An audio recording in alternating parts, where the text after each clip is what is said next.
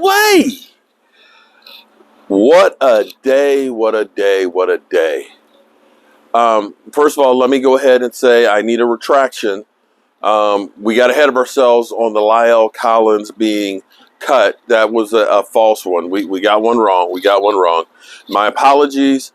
There's so much news that's going through and, trying to keep up the conversation.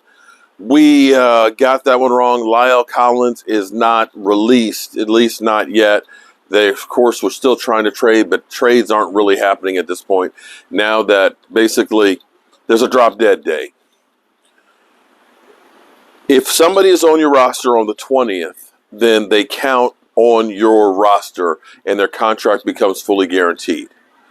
Today is the 14th, which means if Lyle Collins is still on the roster in 6 days, then he's part of your plan.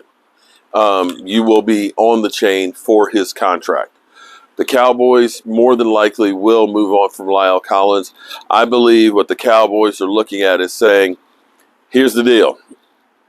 You're either going to be about what we want to do or you're not going to be here. And I think we discussed with my man DMV some of the rumblings and rumors about Amari Cooper had fallen out of favor across the board. And I'll take that clip from the show and I'll do that as a separate video and we'll put it up there. But, that is water under the bridge. Amari Cooper is no longer a Dallas Cowboy player. He's out of here. It's done. It's over. There's nothing we can do about it. And only time will tell if it was the right thing or not. In some regards, you might say that this is making the Dak-friendly offense. Hopefully, they find somebody to replace him because Michael Gallup probably will not be ready to start training camp or to start the season. That's my own personal thing. When the Cowboys tell you, oh, somebody's going to be healthy, add a few weeks onto it because they always seem to be giving you the best case scenario. I would rather look at the worst case scenario and say, let me plan for the worst. And that's one of the problems of the Cowboys. They always look at it and say, well, if Tyron Smith is healthy, then we're great. Tyron Smith will start the season healthy, and we'll get Ty Nsekhe to back him up. Ty Nsekhe couldn't back him up. He wasn't good enough.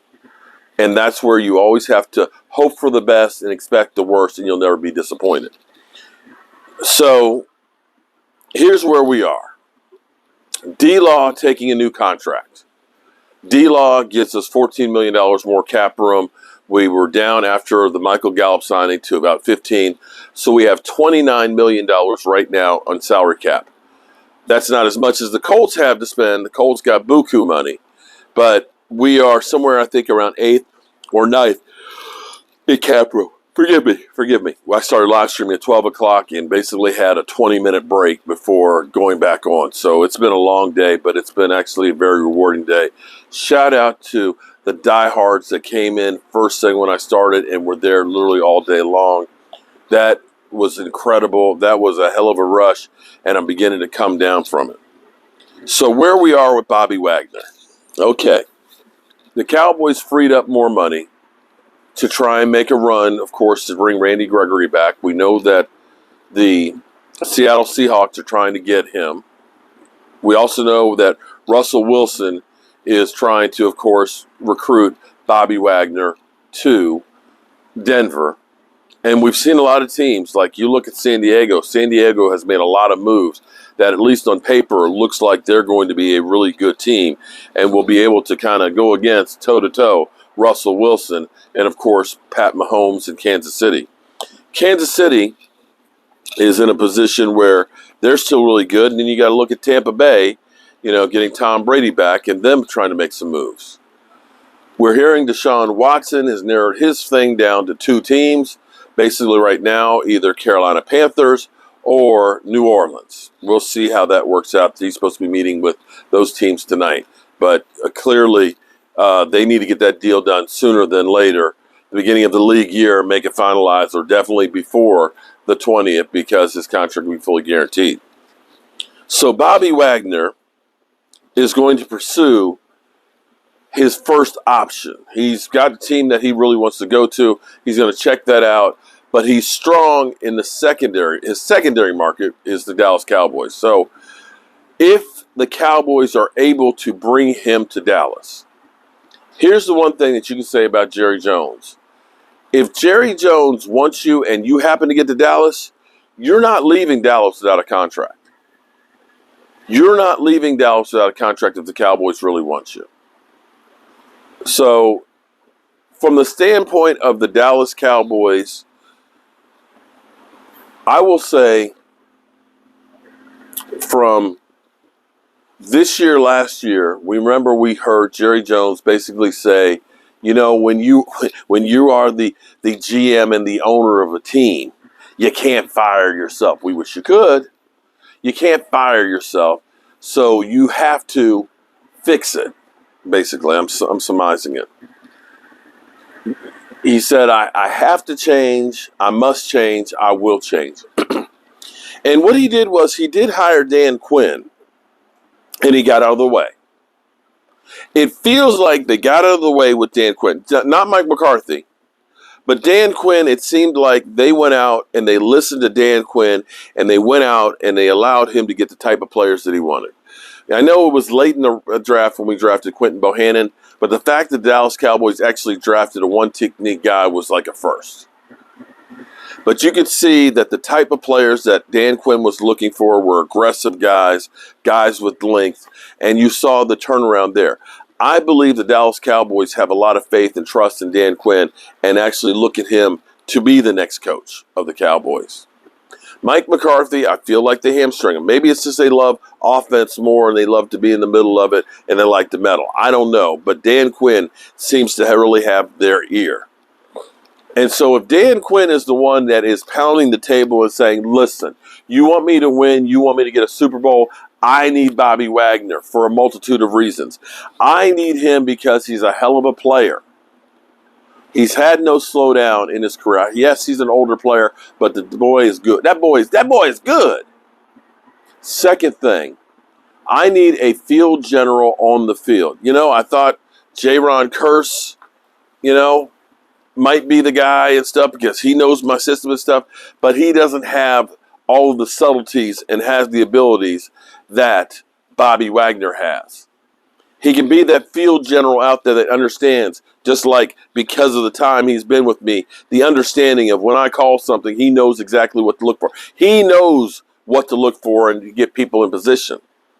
Beyond that, he can be the mentor and the teacher that will take Micah Parsons under his wing and make him the next Bobby Wagner. You understand where I'm going here? And see, this is where I look at, for the Dallas Cowboys, the biggest thing that Stephen Jones doesn't understand is he believes I can just bring anybody, throw them in here this year, and it worked. Just like it did last year, and we did.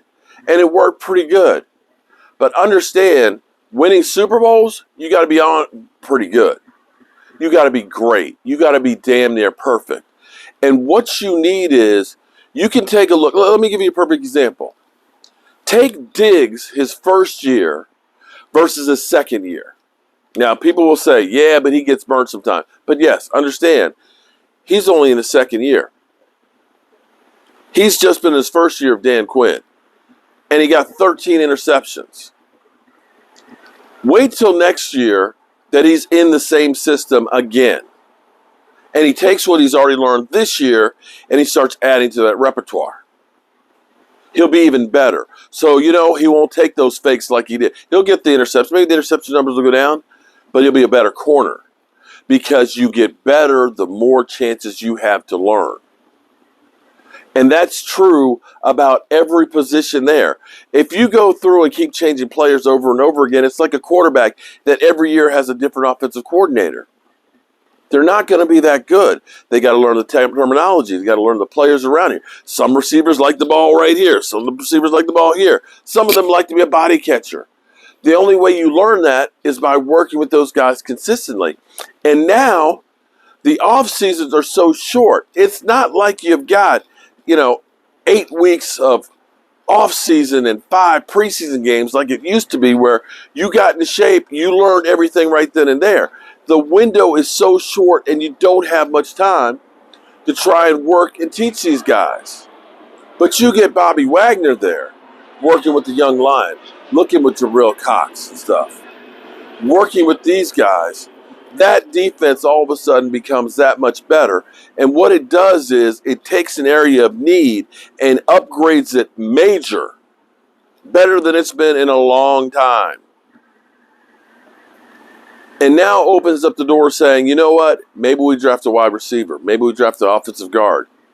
Maybe we get a tight end. Or we just take the best player that's there. This goes beyond what you just pay him in salary. We'll see if something happens here. But going from looking at all of the players that were going and thinking that the Cowboys are going to be just the status quo, hurt. It hurt. I don't know why I expect anything different, but maybe we actually are getting something different. Okay. I can tell the gas is getting low because you can start smelling. It's got like that like a little scent in it when it starts getting low. So it's burning bright and hot right now because it's about to go out. So I got to change the tank on it tomorrow. Not going to worry about it tonight. But I think you guys have had enough of me. I think you've had enough. 10 plus hours is enough. And so my final words are, make sure you tell someone you love that you love them, because you might not get the chance. And let me say, I appreciate each and every one of you guys, as well as you ladies, for being here, being part of the show, and supporting us. And shout out to, I know Aisha Robinson and Brian somebody. And we had like 3 winners tonight of some Joe Boo stuff. The Butcher Block is leaving here with the star and stuff on it. So we're going to go ahead and get up out of here. Tomorrow is another day, and I appreciate y'all. Have a good night, and don't forget, God willing, I'll be here tomorrow, and tell somebody you love them. Peace.